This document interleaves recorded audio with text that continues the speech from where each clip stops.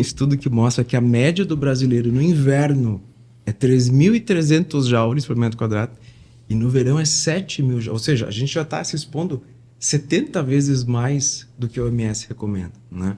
Então a gente está muito, muito, muito exposto à radiação. Muito mais do que o necessário, muito mais do que o recomendado. Eu lembro de um estudo que eu sempre comentava com os alunos quando dava aula de câncer de pele. E um estudo australiano, não sei se é o mesmo, em que foi demonstrado que adultos australianos, filhos de europeus que emigraram para a Austrália, Sim. aqueles que foram para a Austrália, crianças antes dos 12 anos, europeus, né? Acho que a maioria ingleses, se mudaram para a Austrália, um país semelhante ao nosso, né? Clima mais tropical, temperado, enfim, mas com muita exposição solar, né? O australiano tem.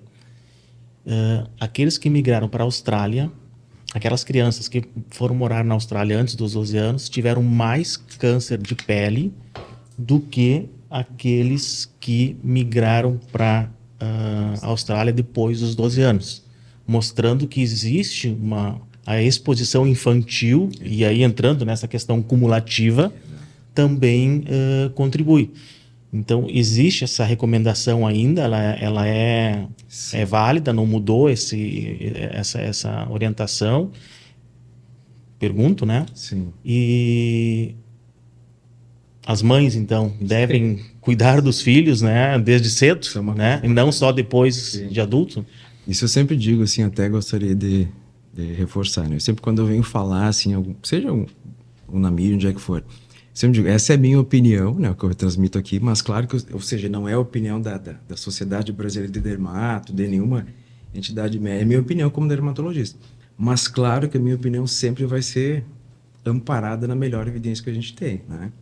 Então, isso tem lá, a própria Sociedade Brasileira de Pediatria diz, né? Banho de sol não é recomendado em nenhuma faixa etária. E se acredita que a maioria do sol que aumenta o risco de melanoma, 78% dos casos, está associado ao sol que a gente toma em torrão antes dos 18 anos de idade. Então, assim, talvez nessa faixa etária faça mais diferença, né? Exato. O que eu vejo muito na prática no consultório, às vezes chega o paciente, assim, de 70, 80 anos, já com fotodano, e às vezes os filhos, tem que usar protetor, né? Fala para ele que tem que usar. Uhum. Eu digo, tem que usar, né? Mas, assim, será que nessa faixa etária tem evidência que vai diminuir algum risco de câncer? Não sei, isso não está bem claro. Será que vai fazer diferença? Isso, né? Porque é um dano.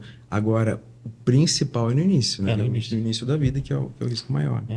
Ismael, e voltando nessa questão das crianças, assim, existe... É porque eu assim, como médica, mas não como pediatra, porque a gente vê, assim, que a partir dos 6 meses as crianças podem usar o protetor solar, né? Sim. Mas existe, assim, falando para a nossa audiência, Sim. quais seriam as crianças que deveriam passar por uma avaliação, então? Dermatológica, Sim. né? Existe algum tipo de pele? A gente poderia até entrar nessa parte agora, falar sobre os tipos de pele, será que a gente deveria... Porque, na verdade, o médico pediatra é o médico da criança, Sim. né? Até lá os 12, 13, 14 Sim. anos, né? Mas existe algum tipo de pele na criança que mereceria uma avaliação especial? Não, eu vou lhe dizer assim, de novo, recomendação da Sociedade Brasileira de Pediatria. Antes dos 6 meses, não usar protetor. Não expor ao sol também. Até tem algumas coisas, mas o banho de sol é importante. Não tem. Não está recomendado isso, né? Mas tem que ter da vitamina D.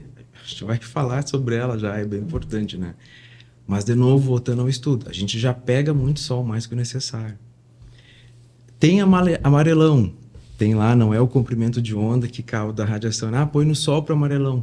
Não, é recomendação antiga, né? Uhum. Claro, eu sempre digo assim, nenhuma conversa nossa aqui substitui a orientação médica do consultório, né? Então, segue o que o médico falou no consultório, mas, de modo geral, não é recomendado. A partir dos 6 meses, usar protetor, né? Se for pegar sol, usar protetor. Qual protetor? Aí tem aquela questão assim, tem dois... O que é um protetor, na verdade, né? Um fotoprotetor. Ele é um filtro, que são substâncias liberadas regulamentadas pela Anvisa, né? São em torno de 33 substâncias, um veículo, que é um gel, um creme, uma emulsão, né?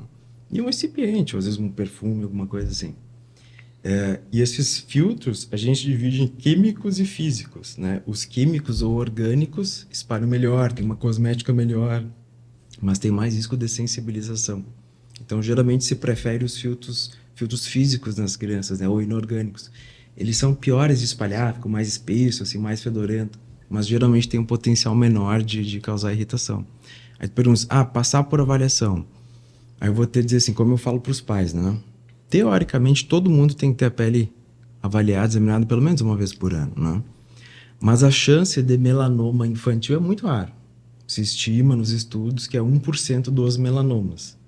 Mas na minha prática eu não vejo isso, né? Nunca peguei, felizmente, nenhum caso de melanoma abaixo dos 20 anos. Então é muito raro de acontecer, né?